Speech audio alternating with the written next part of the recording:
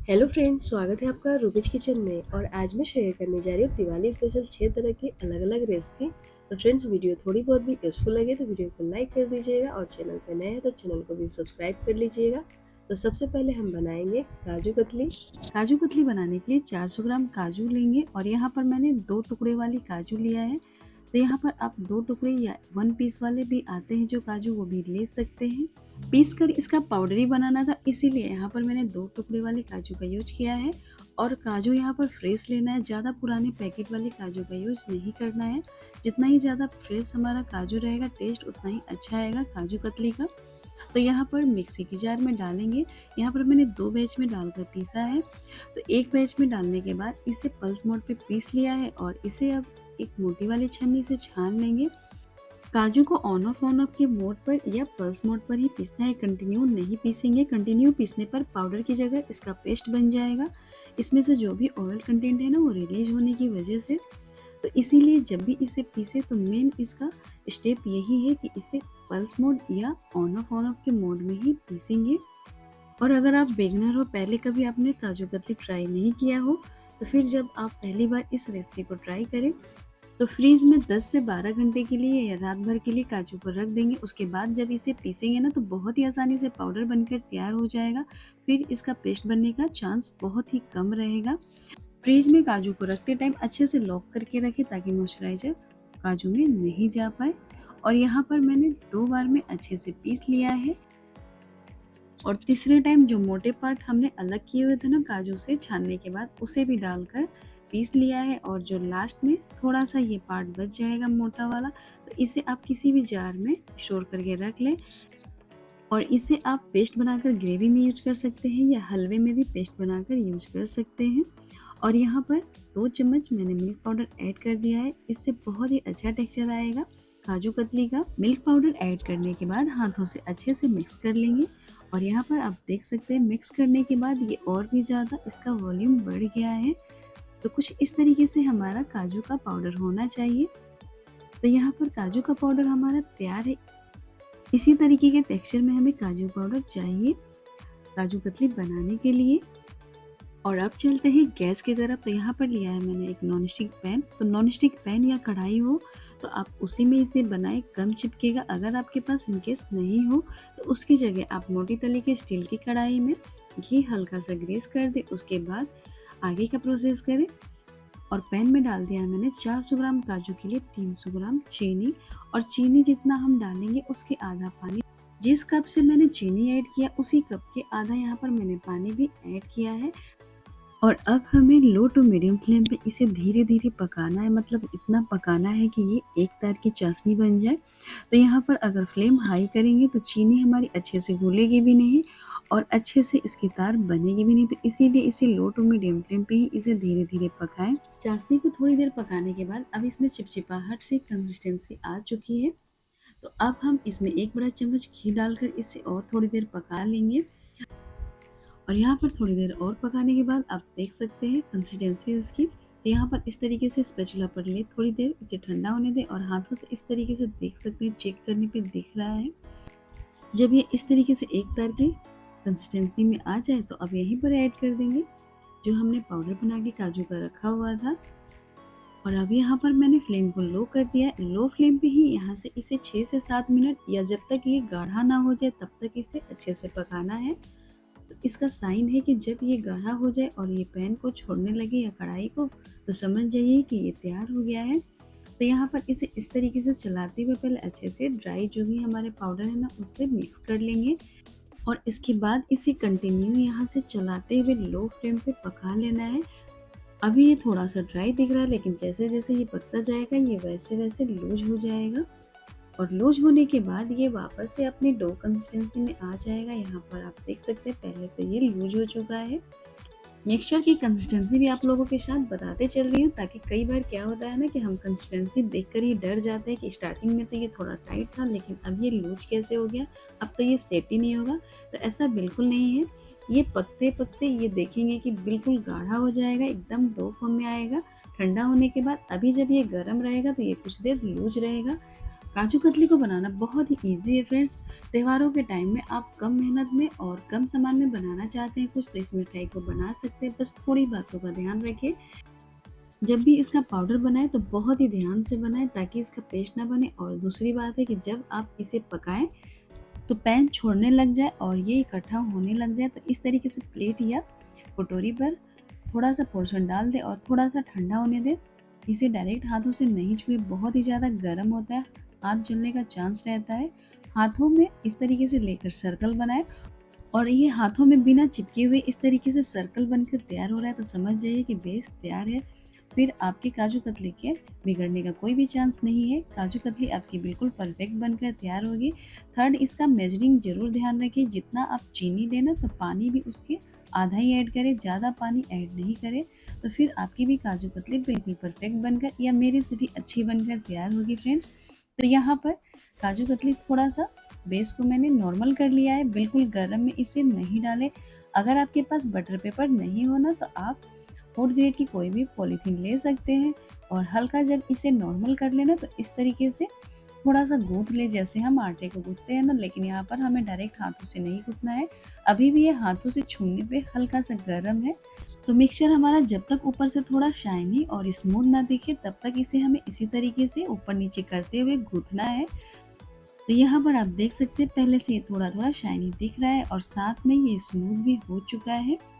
तो इसे थोड़ी देर और गूँथ लेंगे और बस, तो हमारा ये मिक्सचर तैयार है काजू कतली के लिए। तो हाथों से इस तरीके से मैंने सर्कल बना लिया है बड़ा-सा, और ऊपर से इस तरीके से बटर पेपर, या आप चाहें तो डायरेक्ट बेलन से भी इसे बेल सकते हैं।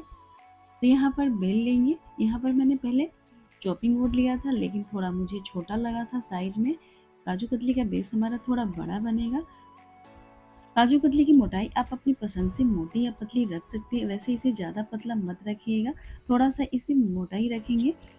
मार्केट की काजू कतली जैसा लुक देने के लिए यहाँ पर मैंने सिल्वर पेपर का यूज़ किया। ये टोटली ऑप्शनल है, आप इसे बिना सिल्वर पेपर के भी ऐसे ही बना सकते हैं। बेलने के ही साथ के साथ मैंने सिल्वर पेपर भी लगा दिया और यहाँ पर कट भी कर लेंगे। बाद में ठंडा होने के बाद जब आप इसे कट करेंगे ना, तो उतना अच्छे से ये कट नहीं होता है, हल्के इसे गरम में ही अच्छे से कट करेंगे। तो और कट करने के लिए यहाँ पर मैंने स्केल का यूज़ किया है, और इससे थोड़ा-सा शेप अच्छा निकलता है, इसीलिए आप चाहें तो इसे ऐसे भी डायरेक्ट चाकू से कट कर सकते हैं, और साइज़ छोटा या बड़ा आप अपनी पसंद से रख सकते हैं। यहाँ पर मैंने थोड़ा छोटा ही रखा है।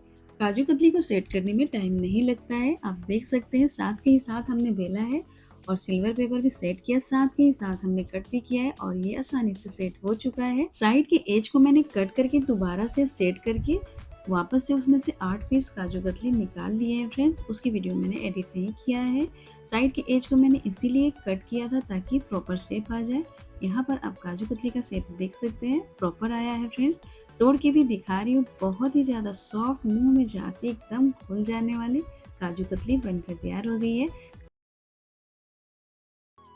चॉकलेट स्वीट्स बनाने के लिए लेंगे हम मूंगफली। तो यहाँ पर मैंने कच्ची मूंगफली 1 कप ली हुई है, और अगर आपके पास रोस्टेड मूंगफली है तो आप रोस्टेड भी ले सकते हैं, यानी कि भुनी हुई। और यहाँ पर मैंने 1 पैकेट डाइजेस्टिव बिस्किट लिया है। बिस्किट आप अपनी पसंद के कोई सा भी ले सकते हैं, या कई बार क्या होता है ना कि घर में बच जाती है बिस्किट, तो बची हुई या सिमी हुई बिस्किट का भी यहाँ पर यूज कर सकते हैं इस रेसिपी में। और स्वीट्स को बनाने के लिए कंपाउंड चॉकलेट का यूज किया है मैंने, और ये डार्क है। आप मिल्क कंपाउंड या डार्क दोनों में से कोई एक ले सकते हैं। कंपाउंड चॉकलेट ऑफलाइन या ऑनलाइन दोनों ही जगह इजिली मिल जाती है। अगर आपको इजिली ना मिले तो आप इसकी जगह डेयरी मिल्क चॉकलेट भी यूज कर सकते हैं, जो कि इसलिए हर जगह मिल जाता है। नॉर्मल चॉकलेट की तुलना में कंपाउंड चॉकलेट थोड़ा सस्ता आता है। और अब चलते हैं गैस की तरफ। तो पैन में डालकर मूंगफली को भून लेंगे। तो यहाँ पर मूंगफली अगर आपके पास पहले से भुनी हुई हो तो उसी का यूज करें, फिर आप ये स्टेप स्किप कर लें। तो मूंगफली को डालकर मैंने लो फ्लेम पे इसके हल्के क्रैक्स आने तक भून लिया है। तो देख सकते हैं इसमें क्रैक्स दिख रहे हैं। तो बस इससे ज़्यादा हमें नहीं भूनना है। और अब इसे निकाल लेते हैं प्लेट में, ताकि ये थोड़ा जल्दी से नॉर्मल हो जाए। और हाथ से जब छूने लायक ये हल्का गर्म रहे तभी इसे इस तरीके से रब करते हुए इसके छिलके को हटाना है। अब चाहे तो इसे कॉटन के कपड़े में भी मसलते हुए इसके छिलके को उतार सकते हैं। और मूंगफली से छिलके को अलग करने के लिए इस तरीके से जाली वाली छन्नी पर रखेंगे मूंगफली को, और इस तरीके से झाड़ेंगे तो आसानी से इसके छिलके अलग हो जाएंगे। और यहाँ पर थोड़ा बहुत जो छिलका रह गया है तो कोई बात नहीं है। मूंगफली को ग्राइंडर जार में डालकर दरदरा इसे पीस लेना है, हमें इसे बारीक पाउडर नहीं करना है। और आप देख सकते हैं मूंगफली के बड़े बड़े चंक्स दिख रहे हैं। और जब ये स्वीट्स के बाइट्स में आएंगे ना चंक्स, तो बहुत ही ज़्यादा टेस्टी लगेंगे। अगर आपको कम पसंद है या नहीं पसंद है तो आप इसे और थोड़ा सा बारीक करके पीस लें। और बिस्किट को भी हम ग्राइंडर जार में डालकर पीस लेंगे, तो इसे हमें इस तरीके से पीसना है कि इसमें चंक्स नहीं रहे। और दोनों ही पाउडरों को अब अच्छे से मिक्स कर लेंगे। अगर आप थोड़ा सा मीठा ज़्यादा पसंद करते हैं तो यहाँ पर जब बिस्किट को पीसे तो 1 से 1.5 चम्मच के करीब आप चीनी भी डालकर साथ में पीस लें। और अच्छे से अब दोनों को मिक्स कर लेते हैं। मूंगफली की जगह आप चाहें तो ड्राई फ्रूट्स भी ले सकते हैं, आप अपनी पसंद के काजू बादाम अखरोट उन्हें भी हल्का सा ड्राई रोस्ट कर ले, उसके बाद दरदरा पीस कर ऐड कर सकते हैं मूंगफली की जगह। स्वीट्स के लिए मिक्सचर तैयार है, साइड में रख देते हैं। और अब चॉकलेट को हम कट कर लेते हैं। यहाँ पर मैंने आधा ही चॉकलेट यूज किया, आधा को रख देंगे। और अब इसे छोटे छोटे पीसेज में कट कर लेंगे। और कट करने के बाद इसे अब हमें मेल्ट करना है। तो मेल्ट करने के लिए आप चाहें तो इसे डबल बॉयलर के मेथड से मेल्ट कर सकते हैं, वो भी बहुत ही ईजी है। यहाँ पर मैं इसे माइक्रोवेव में मेल्ट करने वाली, माइक्रोवेव में 30 सेकंड के लिए रख देंगे तो ये इसलिए मेल्ट हो जाएगा। और अगर आपके पास माइक्रोवेव नहीं है तो आप आसानी से इस तरीके से डबल बॉयलर के मेथड से मेल्ट कर सकते हैं। एक लेंगे इस तरीके से सॉस पैन या कोई भी बर्तन, और दूसरे बाउल में जब इस तरीके से आप चॉकलेट को मेल्ट करने के लिए रखें ना, तो इस तरीके से होना चाहिए कि ये ऊपर थोड़ा सा बड़ा हो और नीचे छोटा। और जब इसे मेल्ट करने के लिए रखें ना, तो पानी पैन में उतना ही डालें, मतलब कि नीचे जो हमने पैन लिया ना उसी में हमें पानी डालना है। और पानी उतना ही डालें कि ये ऊपर वाले बर्तन से टच में ना आए। और गैस ऑन करके 2 से 3 मिनट के लिए लो फ्लेम या मीडियम फ्लेम पे इसे उबालेंगे पानी को। तो आसानी से हीट जाने के बाद चॉकलेट मेल्ट हो जाएगा कुछ इस तरीके से। तो यहाँ पर मैंने माइक्रोवेव में 30 सेकंड के लिए इसे सॉफ्ट कर लिया। और उसके बाद इस तरीके से जब हम मिक्स करेंगे तो बर्तन गर्म होने की वजह से चॉकलेट आसानी से मेल्ट हो जाएगा। और अब मेल्ट किए हुए चॉकलेट को हम ड्राई मिक्सचर में डालेंगे 2 से 3 चम्मच के करीब। तो एक साथ नहीं डालना है, एक बार में मैंने 2 चम्मच डाल दिया है। और अब अच्छे से मिक्स कर लेंगे। तो यहाँ पर चॉकलेट मेल्ट किया हुआ डालने का पर्पस है कि ये जब हम इससे बॉल बनाएंगे मिक्सचर से तो बाइंडिंग में हेल्प करेगा। और इसकी जगह आप चाहें तो आपके पास कंडेंस मिल्क है तो आप वो भी डाल सकते हैं। और अब तीसरा चम्मच भी चॉकलेट को डाल दिया है और अच्छे से मिक्स कर लिया है। तो अब देख सकते हैं यहाँ पर अब ये अच्छे से बाइंड हो रहा है। तो कुछ इस तरीके से ड्राई मिक्सचर होना चाहिए कि जब हाथों से इस तरीके से दबाएं तो बॉल्स का शेप ले लें। तो यहाँ पर इस तरीके से चेक करें। अगर आपका ड्राई मिक्सचर इस तरीके से नहीं बन रहा है तो मतलब कि अभी भी ड्राई है, तो आप उसमें और मेल्ट किया हुआ चॉकलेट डाल दें। तो यहाँ पर अब हमारा मिक्सचर तैयार हो गया है। तो अब हम क्या करेंगे कि लेंगे एक इस तरीके से स्क्वायर शेप का कोई भी बॉक्स, लगा देंगे नीचे बटर पेपर और इस तरीके से आधे मिक्सचर को डाल देंगे। तो यहाँ पर मैंने आधे मिक्सचर को ही डाला हुआ है। और अच्छे से इस तरीके से दबा देंगे, ग्लास या कटोरी से इस तरीके से स्मूथ कर लेंगे दबाते हुए। तो अब इसे रख देंगे 10 से 15 मिनट के लिए फ्रीज में। तब तक ये सेट हो रहा है, तब तक हम बॉल्स भी तैयार कर लेते हैं। आधे मिक्सचर को सेट कर दिया है मैंने स्क्वायर बॉक्स में, आधे मिक्सचर से बॉल्स बना लेंगे। अब चाहे तो पूरे का ही बॉल्स बना ले या पूरे मिक्सचर को सेट कर ले, या आप अपनी पसंद की और भी शेप बना सकते हैं, जैसे कि सिलेंड्रिकल शेप हो गया। बटर पेपर में इसे रोल करके सिलेंड्रिकल शेप दे सकते हैं। और यहाँ पर हमारे बॉल्स बनकर तैयार हो गए हैं, देख सकते हैं ऊपर से काफ़ी अच्छे से स्मूथ भी दिख रहे हैं। रख देते हैं फ्रिज में बॉल्स को भी सेट होने के लिए 10 से 15 मिनट के लिए। और इधर चॉकलेट थोड़ा सा जम गया था तो मैंने 15 सेकंड के लिए माइक्रोवेव कर लिया है। और आपका भी अगर चॉकलेट हल्का सा जम जाए तो आप उसे दोबारा से गर्म पानी के ऊपर रख कर इसे हल्का मेल्ट कर ले। 15 मिनट के बाद बॉल्स को निकाल लेंगे फ्रीज से और आप मेल्ट किए हुए चॉकलेट में डालेंगे। ध्यान रखें कि जब भी आप इसे मेल्ट किए हुए चॉकलेट में डालें तो मेल्ट किया हुआ चॉकलेट गर्म नहीं होना चाहिए। चॉकलेट को आप फिंगर डालकर चेक कर लें कि ये गर्म ना हो। और अब एक एक करके सभी बॉल्स को चॉकलेट में डालते जाएंगे और बटर पेपर पे इस तरीके से निकाल लेंगे। तो हमारा बॉल्स तैयार हो गए हैं चॉकलेट वाले। और अब बना लेते हैं स्क्वायर वाले हम स्वीट्स। तो यहाँ पर निकाल लिया है मैंने फ्रीज से और इसे अब कट करेंगे तो मैंने थोड़ा सा फिनिशिंग देने के लिए साइड के एज को कट कर दिया है और अब इसे स्क्वायर शेप देने के लिए इस तरीके से पीसेज में कट कर लेंगे और अब इसे एक एक पीस को लेंगे और स्क्वायर में कट करेंगे। तो जैसे आपको इजी लगे वैसे इसे कट कीजिए। तो यहाँ पर जो थोड़े बहुत टुकड़े बच गए थे तो उन्हें हटा लेना है, क्योंकि चॉकलेट में जाने के बाद गंदे हो जाएंगे, चॉकलेट तो फिनिशिंग अच्छी नहीं आएगी। तो यहाँ पर एक एक पीस को इस तरीके से डालते हुए फोर्क वाले स्पून में हल्का सा झटक देंगे। झटक देने से जो भी एक्स्ट्रा चॉकलेट है ना वो बाउल में ही चला जाएगा और इसे भी एक एक करके बटर पेपर पे रखते जाएंगे। सभी चॉकलेट को अब हमें ऊपर से गार्निश करना है। तो यहाँ पर मैंने व्हाइट वाले चॉकलेट से पाइपिंग बैग में भर के गार्निश कर लिया है और आप अपनी पसंद से इसे चाहे तो डार्क से या मिल्क से किसी से भी गार्निश कर सकते हैं। व्हाइट चॉकलेट से गार्निश करने के बाद 10 मिनट के लिए रख दें फ्रिज में। उसके बाद ऊपर से आप अपनी पसंद के किसी भी ड्राई फ्रूट से इसे गार्निश कर सकते हैं। मैंने यहाँ पर बारीक कट करके पिस्ता से गार्निश किया है, साथ में ही शुगर स्टिक लिए हैं जो कि केक या मफिन्स को सजाने के लिए इजली मिल जाता है बेकरी वाले शॉप पर। तो यहाँ पर हमारे चॉकलेट स्वीट्स बनके तैयार हो गई है और देख सकते हैं कितना ज़्यादा देखने में सुंदर लग रहा है और खाने में भी बहुत ही ज़्यादा टेस्टी, एकदम माउथ मेल्टिंग। कट करने से आप अंदाज़ा लगा सकते हैं कि कितना ज़्यादा सॉफ्ट, एकदम क्रीमी बनकर तैयार हुआ है। मौसम आपके यहाँ अगर ठंडी का है तो आप इसे फ्रिज के ही बाहर रखकर स्टोर करें। आराम से 15 से 20 दिन तक ये खराब नहीं होगा। मौसम अगर आपके यहाँ गर्म है तो आप इसे फ्रिज में ही स्टोर करके रखें, 15 से 20 दिन तक ये इसलिए रह जाएगा।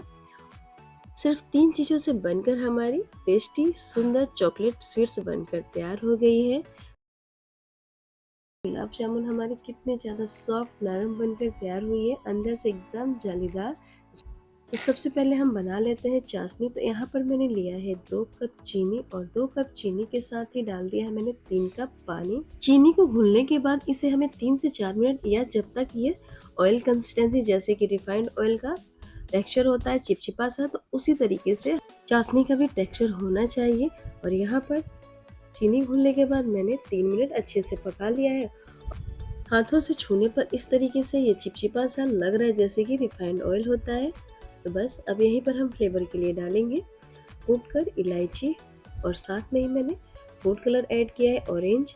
और ये टोटली ऑप्शनल है, आप नहीं ऐड करना चाहते तो बिना फूड कलर ऐड किए भी इसे बना सकते हैं। साथ में 4 से 5 केसर के धागे डाल दिए हैं और चाशनी हमारी तैयार हो गई है। तो फ्लेम को ऑफ कर देंगे और ढक कर रख देंगे चाशनी को। और इधर पैन में लिया है मैंने 2 बड़े चम्मच घी और अब यहाँ पर पैन में घी डालने के बाद यहाँ पर डालेंगे दूध।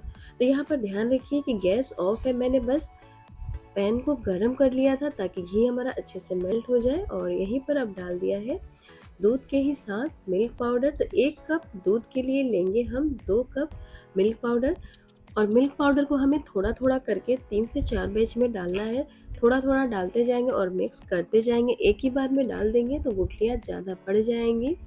और यहाँ पर मिल्क पाउडर मैंने नेस्ले का यूज किया है, आप किसी भी ब्रांड का यूज कर सकते हैं। और अब यहाँ पर अच्छे से मिक्स कर लेंगे। मिल्क पाउडर मैंने 2 कप ऐड कर दिया है थोड़ा थोड़ा करके और यहाँ पर थोड़ी बहुत गुठलियाँ बन गई है तो कोई बात नहीं है, इसे हम जब गर्म करेंगे तो ये थोड़ी सी कम हो जाएंगी। तो यहाँ पर देख सकते हैं गर्म करते ही थोड़ा थोड़ा ये लिक्विडी कंसिस्टेंसी में आता जा रहा है, लेकिन जैसे जैसे ये गर्म होगा ये वैसे वैसे पहले लिक्विडी उसके बाद ये गाढ़ा यानी कि थिक होना स्टार्ट हो जाएगा। गैस ऑन करने के बाद कंटिन्यू चलाते रहें ताकि नीचे से चिपके नहीं, बहुत ही जल्दी ये चिपकना स्टार्ट हो जाएगा पैन या कढ़ाई से। और मावा इस तरीके से जब मिल्क पाउडर से बनाए तो इसके लिए नॉन स्टिक या भारी तले का कोई भी पैन या कढ़ाई का यूज करें। और यहाँ पर देख सकते हैं ये अब गाढ़ा होना स्टार्ट हो गया है, 4 से 5 मिनट लग सकता है मिल्क पाउडर से मावा बनाने में। यहाँ पर देख सकते हैं अभी अच्छे से थिक हो गया है। तो यहाँ पर हमारा मिल्क पाउडर से मावा बनकर तैयार हो गया है। फ्लेम को ऑफ कर दिया, इसे ज़्यादा ड्राई नहीं करना है। ज़्यादा ड्राई होने के बाद जब इससे हम बॉल्स बनाएंगे गुलाब जामुन के लिए तो फिर क्रैक्स आएंगे, तो इसीलिए इसे हल्का इस तरीके से नरम रखेंगे। तो यहाँ पर फ्लेम ऑफ करने के बाद इसे हमें थोड़ी देर ठंडा होने देना है, एकदम से इसे ठंडा नहीं करेंगे। मावा को मैंने फ्लेम ऑफ करने के बाद 1 मिनट तक चलाते हुए अच्छे से मिक्स किया है और उसके बाद थोड़ा सा इसे नॉर्मल कर लिया है। तो इसे हमें हल्के गुनगुने में यानी कि जब हाथों से छूने लायक ये रहे तभी इसमें काम स्टार्ट कर देना है। ठंडा होने के बाद ये उतने अच्छे से मैश नहीं होगा, तो हल्के गुनगुने में ही इसे थोड़ा सा मैश कर लेंगे। और यहाँ पर देख सकते हैं अभी ये दानेदार मावे जैसा दिख रहा है, लेकिन जब इसे मसलेंगे ना तो ये ऊपर से सॉफ्ट स्मूथ एकदम से चिकना दिखने लगेगा। तो यहाँ पर मैंने कुछ देर इस तरीके से मसल लिया है और अब यहीं पर हम डाल देंगे 1/4 चम्मच बेकिंग पाउडर और साथ में ही कूट कर यहाँ पर हरी इलायची पाउडर लिया है और साथ में ही थोड़ा सा पानी जितना मैंने बेकिंग पाउडर लिया है और हल्के हाथों से इसे मसलेंगे। यहाँ पर टाइटली हमें नहीं मसलना है। 1/4 चम्मच अंदाजे से 2 चुटकी के लगभग होता है, तो आप अंदाजे से भी डाल सकते हैं। और अब थोड़ी देर इसे मसलने के बाद डाल देंगे 2 बड़े चम्मच मैदा और मैदा से इसकी बाइंडिंग बहुत ही अच्छी होगी। जब हम इसके बॉल्स बनाकर तैयार करेंगे तो बिल्कुल भी क्रैक्स नहीं आएंगे। हाथों में और प्लेट में चिपक गया था जो थोड़ा बहुत मावा, तो उसे मैंने स्क्रैपर से हल्का सा स्क्रैच करके इसी में मिक्स कर दिया है और हाथों को अच्छे से पानी से धोने के बाद हाथों में हल्का सा बस घी लगाकर इसे अच्छे से स्मूथ कर लिया है। तो देख सकते हैं इस तरीके से स्मूथ हो गया है हमारा मावा। और अब इसके छोटे छोटे इस तरीके से बॉल बना लेंगे। बॉल्स बनाते टाइम हमें ज़्यादा इसमें प्रेशर नहीं लगाना है, बस हल्के हाथों से इस तरीके से ऊपर से स्मूथ करेंगे। तो यहाँ पर देख सकते हैं बिल्कुल भी हमारे बॉल में क्रैक्स नहीं है, पास से दिखा रही हूँ। तो इसी तरीके से बॉल्स को तैयार करना है। तो सभी बॉल्स को हमें एक साथ नहीं तैयार करना है, जितना आपको एक बार में फ्राई करना हो उतना ही बॉल्स आप तैयार करें, बाकी का इसे कवर करके रख दें। और अगर आप 2 लोग मिलकर बना रहे हैं इस रेसिपी को तो और भी ये रेसिपी आसान हो जाती है। एक फ्राई करें और दूसरा इसके बॉल्स को तैयार करें, तो फिर ये बहुत ही जल्दी बनकर तैयार हो जाता है। मैं इसे अकेले ही बना रही थी, तो एक बार में मैंने जितना फ्राई करना था उतना ही बॉल्स बनाकर तैयार किया है। तैयार किए हुए बॉल्स को हल्के गुनगुने तेल में हमें फ्राई करना है। तो यहाँ पर मैंने पैन लिया है। पैन में थोड़ा-सा मुझे फ्राई करने में आसानी होती है, आप इसकी जगह कढ़ाई भी ले सकते हैं। पैन में एक बार में थोड़ा ज़्यादा क्वांटिटी में गुलाब जामुन फ्राई हो जाते हैं। स्पेस होने की वजह से स्टार्टिंग में गुलाब जामुन तली में रहेगा, उसके बाद ये अपने आप ऊपर तैरने लगेगा। गुलाब जामुन के एक बैच को फ्राई करने में 7 से 8 मिनट लग सकता है। इसे लो फ्लेम पे इस कलर तक आने तक फ्राई करें। गुलाब जामुन के बॉल्स को हमें तुरंत तेल में से निकालने के बाद हल्के गुनगुने चाशनी में डाल देना है और इसे हल्का सा चम्मच से ऊपर नीचे कर लेना है चाशनी में अच्छे से, ताकि डीप हो जाए। और यहाँ पर देख सकते हैं दूसरे बैच भी मैंने इसी तरीके से फ्राई कर लिया है। तो यहाँ पर सभी बैच मैंने डालकर अच्छे से गुलाब जामुन की फ्राई कर लिया है और यहाँ पर आपको मैं दिखा रही हूँ चाशनी में जाने के बाद गुलाब जामुन कितने ज़्यादा टेस्टी लग रहे हैं और रसीले भी। गुलाब जामुन को चाशनी में अच्छे से डिप करने के लिए इस तरीके से हल्का सा रोटेट कर लेंगे, ताकि अच्छे से गुलाब जामुन हमारे चाशनी को पी सके। और अब ढककर इसे कम से कम 2 घंटे के लिए रख देंगे, ताकि अच्छे से गुलाब जामुन चाशनी को पी ले। तो यहाँ पर 2 घंटे के बाद आप देख सकते हैं अच्छे रिजल्ट के लिए इसे कम से कम 4 से 5 घंटे के लिए रखें। यहाँ पर मैंने 2 घंटे के बाद ही इसे निकाल लिया है और हमारे गुलाब जामुन देख सकते हैं कितने ज़्यादा देखने में टेस्टी लग रहे हैं फ्रेंड्स। और यहाँ पर मैं 2 तरीक़ों से इसे सर्व कर रही हूँ। यहाँ पर अगर आप ड्राई पसंद करते हैं सूखा गुलाब जामुन, तो इस तरीके से प्लेट में निकालने के बाद ऊपर से आप अपनी पसंद से इसे गार्निश कर सकते हैं। यहाँ पर मैंने सिल्वर पेपर और साथ में बारीक कटे हुए पिस्ता से गार्निश किया है। इस गुलाब जामुन को आप किसी भी एयर टाइट कंटेनर बॉक्स में रख के 4 से 5 दिन तक फ्रिज में स्टोर करके रख सकते हैं। और अगर आप चाशनी के साथ गुलाब जामुन को स्टोर करके रखेंगे तो फ्रिज में 8 से 10 दिन तक स्टोर रहेगा। तो यहाँ पर मैंने चाशनी के साथ भी सर्व करके दिखाया है। तो यहाँ पर चाशनी के साथ ऊपर मैंने पिस्ता से गार्निश किया है और देखने से बहुत ही ज़्यादा टेस्टी लग रहा है। और कट करने से आप अंदाज़ा लगा सकते हैं कि गुलाब जामुन कितने ज़्यादा सॉफ्ट बने हैं और अंदर से बहुत ही ज़्यादा जूसी बना है। मार्केट की मिलावटी और महंगी मिठाइयों से कई गुना ज़्यादा ये खाने में टेस्टी, साथ में हाइजीनिक तरीके से बना है। और देख सकते हैं टेक्सचर फ्रेंड्स कितना ज़्यादा अंदर से जूसी लग रहा है। मिठाई बनाने के लिए सबसे पहले हम पाउडर रेडी कर लेंगे। तो यहाँ पर लिया है मैंने चीनी। तो यहाँ पर आधा कप के करीब चीनी लिया है और 2 हरी इलायची। पूरा चीनी हमें यूज नहीं करना है मिठाई में। यहाँ पर मैं किसी और रेसिपी के लिए भी ली हूँ, जिसे मैं थोड़ा सा बचा लूँगी इस पाउडर को और साथ में डाल देंगे आधा कप नारियल पाउडर। आप चाहें तो सूखे नारियल के डार्क पार्ट को हटाकर केवल व्हाइट वाले पार्ट को कद्दूकस करके मिक्सी के जार में ले सकते हैं पीस कर। और नारियल और चीनी को दोनों को पीसने के बाद हमें पाउडर को आधा कप ही यहाँ पर यूज करना है। पूरा पाउडर 1 कप के करीब तैयार हुआ है, तो पूरे पाउडर को ले लेंगे तो बहुत ही ज़्यादा मीठी हो जाएगी। तो इसीलिए जितना आप मिठाई बनाएं उसी हिसाब से यहाँ पर मेजरिंग करके पाउडर को ऐड करें। यहाँ पर लिया है मैंने मिक्सिंग बाउल में 200 ग्राम पनीर, और ये मेरा होममेड पनीर है। इसे मैंने मिठाई के अनुसार ही ड्राई रखा है। इस मिठाई के लिए हमें इसी तरीके से ड्राई पनीर का यूज करना है। अगर आप मार्केट का पनीर लें और इस तरीके से ड्राई ना हो तो उस केस में आप फिर थोड़ा सा कोकोनट पाउडर एक्स्ट्रा ऐड कर दीजिएगा।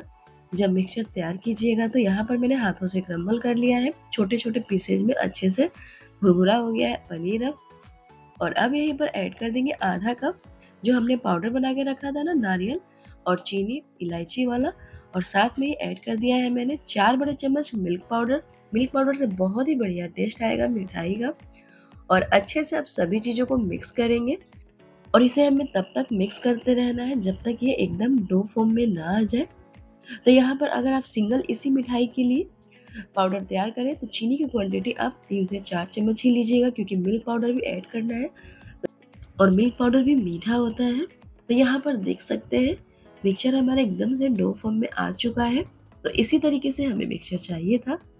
जहाँ पर भी आपको थोड़े बड़े टुकड़े दिखे उसे हाथों से अच्छे से मैश कर लीजिएगा। और अब यहाँ पर एक पार्ट इस तरीके से साइड में रख देंगे और 2 पार्ट हम इस तरीके से लेंगे। इसका हम मिठाई के ऊपर वाला बेस तैयार करेंगे। और एक पार्ट जो हमने अलग से निकाल के रखा है ना, उसमें अपने मनपसंद कोई सा भी कलर ऐड कर देंगे। और इसके बाद इससे हम अंदर की स्टफिंग यानी कि अंदर वाला जो हम मिक्सचर तैयार करेंगे ना वही। तो यहाँ पर मैंने येलो फूड कलर ऐड किया है। आप अपनी पसंद से कोई भी फूड कलर ऐड कर सकते हैं, या आप फूड कलर ऐड नहीं करना चाहते हैं तो इसकी जगह आप केसर वाला दूध भी ऐड कर सकते हैं। तो यहाँ पर अच्छे से मिक्स कर लेंगे। देख सकते हैं हमारा स्टफिंग तैयार हो गया है अंदर की मिठाई का। और यहीं पर थोड़ा सा डाल देंगे बारीक कटा हुआ पिस्ता, जिससे थोड़ा सा स्टफिंग और ज़्यादा खाने में टेस्टी लगे और देखने में भी सुंदर लगे। पिस्ता ऐड करना टोटली ऑप्शनल है, आप नहीं ऐड करना चाहते तो स्किप कर ले। इसके बिना भी मिठाई बहुत ही ज़्यादा टेस्टी बनेगी। या आप अपनी पसंद के कोई भी ड्राई फ्रूट्स इस मिक्सचर में ऐड कर ले। और यहाँ पर मैंने बटर पेपर के ऊपर इस तरीके से रोल बना लिया है। तो हमें उतना ही इसका लंबाई रखना है जितना हमें मिठाई का बेस रखना है। तो अभी थोड़ा बहुत छोटा बड़ा भी हो जाएगा, कोई नहीं, बाद में हम इसे मैनेज कर लेंगे। और अब जो हमने व्हाइट वाला पार्ट रखा हुआ था ना, तो अब उसे हल्के से इस तरीके से स्मूथ करके फ्लैट करेंगे और बेलन से हल्के हल्के इस तरीके से बेल लेंगे। तो यहाँ पर बेलते टाइम थोड़ा सा बेलन में घी लगा लेंगे ताकि ये बेलन से थोड़ा चिपके नहीं। और अब बेलने के बाद एक साइड में इस तरीके से रख देंगे जो हमने अंदर की स्टफिंग बनाकर रोल रखी हुई थी, और बटर पेपर के सहारे इस तरीके से रोल करेंगे। तो बहुत ही आसान मिठाई की रेसिपी है फ्रेंड्स। बटर पेपर अगर आपके पास ना हो तो उस सीन में आप सिल्वर फॉइल पेपर या फिर फूड ग्रेड वाली पॉलीथीन का यूज कर सकते हैं। दोनों में से एक का यूज करें घी लगाकर। और यहाँ पर रोल देख सकते हैं तैयार हो गया है। थोड़ा सा हाथों से इसे मैंने इवन कर लिया है। इस तरीके से देख सकते हैं बहुत ही ज़्यादा ये स्मूथ दिख रहा है। अब हल्का सा अभी ये थोड़ा सा लूज कंसिस्टेंसी में है, मतलब कि अभी इसे थोड़ी देर सेट करने के लिए 20 से 25 मिनट के लिए रख देंगे फ्रिज में ना, ताकि ये अच्छे से सेट हो जाए। तो यहाँ पर टाइटली इसे रोल करेंगे। टाइटली रोल करने के बाद इस तरीके से हम दोनों साइड से दबा देंगे। और इसे रख दिया था मैंने 20 मिनट के लिए फ्रिज में, और 20 मिनट के बाद इसे निकाल लिया है। और आप देख सकते हैं ये थोड़ा सा पहले से हार्ड लग रहा है। तो यहाँ पर मैंने थोड़ा सा ऊपर से सुंदर दिखने के लिए बारीक पिस्ता इस तरीके से थोड़ा लगा दिया है, और ऊपर से रोल को इस तरीके से हल्का सा घुमा देंगे ताकि इवन सभी जगह अच्छे से लग जाए। ये भी टोटली ऑप्शनल है, आप नहीं लगाना चाहते हैं तो स्किप कर ले। या फिर आपके पास सिल्वर पेपर हो तो वो भी ऊपर से थोड़ा सा लगा सकते हैं। दिवाली का टाइम चल रहा है तो थोड़ा सा मिठाइयाँ देखने में सुंदर लगे, तो बस इसीलिए। तो यहाँ पर अच्छे से मैंने लगा लिया, थोड़ा बहुत जहाँ तहाँ नहीं लगा था तो उसे भी कवर कर दिया है। और अब इसे कट करेंगे। तो देख सकते हैं हमारी बहुत ही कम टाइम में, कम मेहनत में और कम सामान में बनकर तैयार होने वाली सुंदर मिठाई तैयार हो गई है। ना चाशनी बनाने की झंझट है और ना ही बिगड़ने का कोई चांस है। एक ही बार में परफेक्ट बनकर तैयार हो जाने वाली ये आसान मिठाई की रेसिपी है फ्रेंड। तो इसे आप आने वाली दिवाली पर या भाई दूज के लिए बना सकते हैं। मुश्किल से 10 से 12 मिनट में बनकर तैयार हो जाने वाली ये मिठाई है फ्रेंड्स। फ्रिज में रखने वाला टाइम मैंने ऐड नहीं किया है साथ में। तो घर पर ही मार्केट से बढ़िया मिठाई बनाकर तैयार करें, बिना मिलावट और हाइजीनिक तरीके से इस दिवाली पर। मूंग दाल की हेल्दी मिठाई बनाने के लिए 200 ग्राम मूंग दाल को मैंने अच्छे से धोने के बाद 2 बार इसे रात को पानी में भिगो के रख दिया है फूलने के लिए, और ये अच्छे से फूल चुका है। इसे कम से कम 4 से 5 घंटे के लिए ज़रूर फूलने के लिए रखें। और अब मिक्सी के जार में 1 से 2 चम्मच के करीब पानी डालकर इसका फाइन पेस्ट बना लेंगे। इस तरीके से बिल्कुल स्मूथ होना चाहिए इसका पेस्ट। और अब इसमें हम डालेंगे मठरी को खस्ता और क्रिस्पी बनाने के लिए सूजी। तो यहाँ पर मैंने आधा कप मीडियम साइज वाली सूजी ली है, कलौंजी, अजवाइन, कसूरी मेथी, जिससे मठरी का बहुत ही अच्छा फ्लेवर आएगा। साथ में ही मसालों में हल्दी डालेंगे, लाल मिर्च पाउडर और हींग, ताकि डाइजेशन में प्रॉब्लम ना हो। साथ में ही डाल देते हैं स्वादानुसार नमक, और 1 बड़ा चम्मच भर के यहाँ पर मैंने लिया है चाट मसाला पाउडर। इसकी जगह आप आमचूर पाउडर का भी यूज कर सकते हैं। मठरी को खस्ता बनाने के लिए यहाँ पर मैंने लिया है मोइन के लिए घी 3 बड़े चम्मच। घी की जगह आप तेल का भी यूज कर सकते हैं। घी से खस्ता बनता है मठरी, और वही तेल से ये क्रिस्पी बनता है। तो दोनों में से कोई भी एक चीज़ आप यूज कर सकते हैं मोइन के लिए। और अब 500 ग्राम गेहूं का आटा लिया है, और यहाँ पर हमें 2 से 3 बार में थोड़ा थोड़ा करके डालना है। पीसे हुए पेस्ट में ही हमें गेहूं के आटे को अच्छे से गूंथना है, अलग से हमें पानी ऐड नहीं करना है। तो जब तक हमें गेहूं का आटा थोड़ा थोड़ा ऐड करते जाना है, जब तक ये इस तरीके से डो तैयार ना हो जाए। तो टोटल मुझे थोड़ा थोड़ा करते हुए 500 ग्राम के करीब गेहूं का आटा लग चुका है। 200 ग्राम मूंग दाल के पेस्ट के लिए। तो यहाँ पर मैं आपको क्वांटिटी इसीलिए बताती चल रही हूँ अंदाजे से, ताकि जब बनाए तो आपकी रेसिपी बिगड़े नहीं। और यहाँ पर डो हमारा रेडी हो चुका है, देख सकते हैं ये थोड़ा सा टाइट है, जैसे हम पूरी के लिए तैयार करते हैं। और अब इसे रेस्ट पे रख देते हैं 20 से 25 मिनट के लिए, ताकि सूजी अच्छे से फूल जाए। और यहाँ पर लिया है मैंने 4 बड़े चम्मच गेहूं का आटा, और इसी में डाल दिया है मैंने 3 बड़े चम्मच घी। और घी को हमें गर्म करके नहीं लेना है, हमारे यहाँ थोड़ी सी हल्की हल्की ठंड की शुरुआत हो गई है, तो इसीलिए जमी हुई थी, तो मैंने हल्का सा बस मेल्ट किया है। तो अब यहाँ पर 20 मिनट हो चुके हैं रखे हुए आटे को, तो इसे दोबारा से गूंथ लेते हैं, ताकि आटा थोड़ा सा सॉफ्ट हो जाए। और अब हमें 4 तरह के अलग अलग बनाने हैं मठरी। तो यहाँ पर मैंने 4 पोर्शन में इसे डिवाइड कर लिया है, और अब एक एक पोर्शन को हम इस तरीके से स्मूथली बॉल्स बनाकर तैयार कर लेते हैं। तो यहाँ पर हर एक लोई से अलग अलग शेप की हम मठरी बनाकर तैयार करेंगे। तो सबसे पहले हम बना लेते हैं लेयर स्टिक वाली मठरी, जो बहुत ही ज़्यादा खाने में क्रिस्पी टेस्टी लगती है। तो एक लोई में मैंने इस तरीके से 8 लोइयों को तैयार किया है, और हमें यहाँ पर 4 लोइयों को बेल कर पतली इस तरीके से रोटी तैयार करनी है। तो हमें अलग अलग से इस तरीके से रोटियों को बेल कर तैयार करना है। और यहाँ पर रोटी को आप जितना पतला बेल सके उतना अच्छे से इसे बेल लीजिएगा। यहाँ पर आप देख सकते हैं इसकी मोटाई मैंने ज़्यादा नहीं रखी है। तो इसी तरीके से मैंने 8 रोटियों को बेल कर तैयार कर लिया है। और हम क्या करेंगे कि यहाँ पर 4 रोटी से एक स्टिक की बेस तैयार करेंगे। तो यहाँ पर हम पहली रोटी के ऊपर इस तरीके से साटा लगा देंगे, और इसके ऊपर हम अब अच्छे से साटा लगाने के बाद रख देंगे दूसरी रोटी, और इसके ऊपर भी हम साटा लगा देंगे। और सेम इसी तरीके से हमें ये 3 बार करना है। ये दूसरी रोटी भी हो गई, और ये हमारी तीसरी रोटी, और ये हमारी लास्ट की अब रोटी, इसके ऊपर भी मैंने अच्छे से लगा दिया है। तो 4 रोटियों के बेस को इस तरीके से हमें तैयार करना है। और इसके बाद अब यहाँ पर हम इस तरीके से फोल्ड कर लेंगे, और फोल्ड करने के बाद इसे अब हल्के हाथों से बेलन से इसे बेल लेंगे। ये हमारी स्टिक की एक बेस तैयार हो गई है। तो अब हम क्या करेंगे कि साइड के एजेस को कट कर लेंगे, ताकि थोड़ा सा ये स्मूथ बने।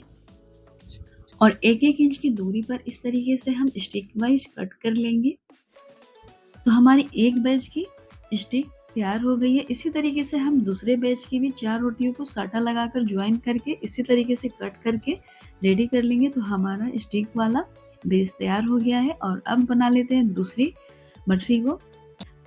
इस वाली मठरी को बनाना बहुत ही आसान है, और ये बहुत ही कॉमन है, मार्केट में सबसे ज़्यादा यही बिकने वाली मठरी है। तो यहाँ पर पतली सी लेयर में एक रोटी बेल लेंगे और ये काम अगर आप अपने किचन स्लैब पे करेंगे तो और भी अच्छे से होगा। यहाँ पर मैं चकले पर ही करके दिखा रही हूँ। पतली सी रोटी बेलने के बाद इस तरीके से हम साटा लगाकर इसे टाइटली रोल करेंगे।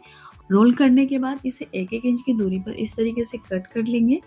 रोल करते टाइम ध्यान रहे कि बहुत ही टाइटली रोल कीजिएगा ताकि अंदर हवा ना भरे। अगर हवा भर जाएगा तो लेयर इसकी अलग हो जाएंगी, जिससे जब हम फ्राई करेंगे ना तो लेयर बिखरने लगेगा।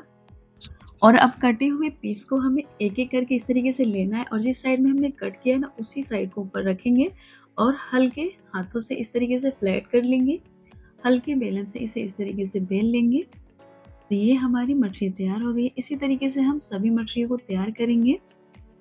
तो बहुत ही ईज़ी है इसे बनाना और स्पेशली दिवाली होली पे तो ज़रूर बनाया जाता है। घर में बनी हुई मठरी का टेस्ट बहुत ही अच्छा आता है फ्रेंड्स, और साथ में हाइजीनिक तरीके से बनाया है तो हेल्दी भी है। और अब बनाएंगे ट्रायंगुलर मठरी। तो इसे बनाना बहुत ही आसान है। इसे रोटी जैसा एक लोई को लेकर बेल लेंगे और इसे जितना पतला आपसे मिल जाए उतना अच्छे से इसे बेल लीजिएगा पतला, और ऊपर से इस तरीके से साटा लगा देंगे। साटा लगाने के बाद इसे भी हमें टाइटली इस तरीके से रोल करना है कि अंदर हवा नहीं भरे। ऊपर से इस तरीके से अंदर की तरफ ऐसे खींचेंगे तो बहुत ही अच्छे से ये टाइटली रोल हो जाता है। और इस तरीके से रोल करके इसे तैयार कर लेंगे और साइड के एज को कट कर लेंगे। तो यहाँ पर अब इसे 1 इंच से थोड़ी सी ज़्यादा दूरी पर मैंने कट किया है पीस में। और अब कटे हुए पीस को हम एक-एक करके लेंगे और जिस साइड में हमने कट किया है ना उसे ऊपर रख के हाथों से इस तरीके से दबा देंगे। और अब इसे जितना पतला बेल सके उतना इसे बेल लेंगे। और इसके बाद बेले हुए अब पूरियों पे इस तरीके से साटा लगा देंगे और इसे फोल्ड कर लेंगे। और इसके बाद थोड़ा सा यहाँ पर भी साटा लगा देंगे और इसे दोबारा से फोल्ड करेंगे। फोल्ड करने के बाद यहाँ पर अब इसे बेल लेंगे। तो इसे हल्के हाथों से यहाँ पर बेलेंगे और अब फोर्क की मदद से इस तरीके से इसमें होल कर देंगे ताकि ये फ्राई करते वक्त फूले नहीं। और यहाँ पर इसी तरीके से सभी हम मठरी को तैयार कर लेंगे। तो यहाँ पर देख सकते हैं मैंने यहाँ पर मठरी तैयार कर लिया है। और अब हमारी लास्ट वाली मठरी की रेसिपी। तो यहाँ पर मैंने लोई लेकर इस तरीके से मोटा थोड़ा बेल लिया है, रोटी से थोड़ा सा ये मोटा है। और यहाँ पर अब इसे कट करेंगे। तो कट करने के लिए आप कोई भी सीसी का कैप ले सकते हैं और मैंने यहाँ पर कट करने के लिए केक नोजल का यूज किया है। और ये मठरी भी बहुत ही ज़्यादा कॉमन है, ये बच्चों को बहुत ही ज़्यादा पसंद आता है। और यहाँ पर सभी हम इसी तरीके से मठरी को कट करके तैयार करेंगे। तो यहाँ पर मैंने सभी मठरी को कट करके तैयार कर लिया है। देख सकते हैं कितना सुंदर लग रहा है। इसी तरीके से मैंने सभी मठरी के शेप को तैयार कर लिया है और अब इसे फ्राई करेंगे। तो फ्राई करने के लिए तेल को पहले अच्छे से एक बार गर्म कर लेंगे, उसके बाद इसे लो टू मीडियम फ्लेम पे ही रखकर फ्राई करेंगे। तो यहाँ पर सबसे पहले मैंने स्टिक वाली मठरी को फ्राई किया। एक बार में जितना तेल में आ सके उतना ही स्टिक को हम डालकर फ्राई करेंगे। और आप देख सकते हैं स्टिक वाली मठरी की हर लेयर आपको दिख रही होगी, कितने सारे लेयर बनकर तैयार हुई है फ्रेंड्स। तो ये मठरी हमारी फ्राई होकर तैयार हो चुकी है। और अब बना लेते हैं गोल वाली मठरी। सभी मठरियों को हम इसी तरीके से लो टू मीडियम फ्लेम पे ही फ्राई करेंगे। एक बार में आप ज़्यादा मठरी डालकर नहीं फ्राई करें, थोड़ी थोड़ी ही डालकर बैचेज में अगर फ्राई करेंगे बहुत ही अच्छे से फ्राई हो जाएगा। वीडियो ज़्यादा लंबी ना हो जाए इसीलिए मैंने फ्राई करते वक्त हर क्लिप को ज़्यादा बारीकियों से नहीं दिखाया है। लेकिन जब आप इस तरीके से तैयार करेंगे ना तो आपकी भी मठरी बनकर इसी तरीके से तैयार होगी। तो यहाँ पर ये भी मठरी हमारी तैयार हो गई है फ्राई होकर। और आप देख सकते हैं इसमें भी लेयर दिख रही है फ्रेंड्स। तो इस हेल्दी मठरी को आप दिवाली पर या आप नॉर्मल दिनों के चाय के साथ भी खाने के लिए बना सकते हैं, कभी कभार के लिए। और आप ज़्यादा मेहनत नहीं करना चाहते तो जो भी आपको इनमें से कोई शेप पसंद आए उस मठरी को भी आप सिंपल एक ही डिज़ाइन के साथ बना सकते हैं। यहाँ पर मैंने 4 तरह के अलग अलग शेप में बनाकर दिखाया है फ्रेंड्स। तो यहाँ पर हमारी ट्रायंगुलर वाली मठरी भी बनकर तैयार हो गई है। और अब फ्राई कर लेते हैं अपनी लास्ट वाली काजू मठरी। तो ये अपनी शेप की वजह से बच्चों को बहुत ही ज़्यादा पसंद आता है। मेरे बच्चों का तो ये फेवरेट है और बनाना भी इसे बहुत ही आसान है। तो कभी कभार के लिए बच्चों को हेल्दी स्नैक्स के लिए आप बनाकर दे सकते हैं। और इसे थोड़ा सा टाइम देकर फ्राई कीजिएगा, फ्लेम को लो कर दीजिएगा और लो फ्लेम पे इसे जब तक ऊपर से हल्के क्रैक्स ना आने लगे तब तक इसे फ्राई कीजिएगा। साइड में आप देखेंगे कि इसमें हल्के से क्रैक्स दिख रहे होंगे। तो सभी मठरियाँ हमारी बनकर तैयार हो गई है और इसे नॉर्मल करने के बाद आप किसी भी एयर टाइट कंटेनर बॉक्स में रख सकते हैं। महीने भर ये खराब नहीं होते हैं। और एक पीस में तोड़ के भी दिखा रही हूँ, आप देख सकते हैं कितना ज़्यादा खस्ता और नरम बना है। तोड़ने से ही आप अंदाज़ा लगा सकते हैं फ्रेंड्स। तो फ्रेंड्स, वीडियो थोड़ी बहुत भी यूजफुल लगी हो तो वीडियो को लाइक कर दीजिएगा और अपना कीमती समय हमारी वीडियो और चैनल को देने के लिए बहुत बहुत धन्यवाद।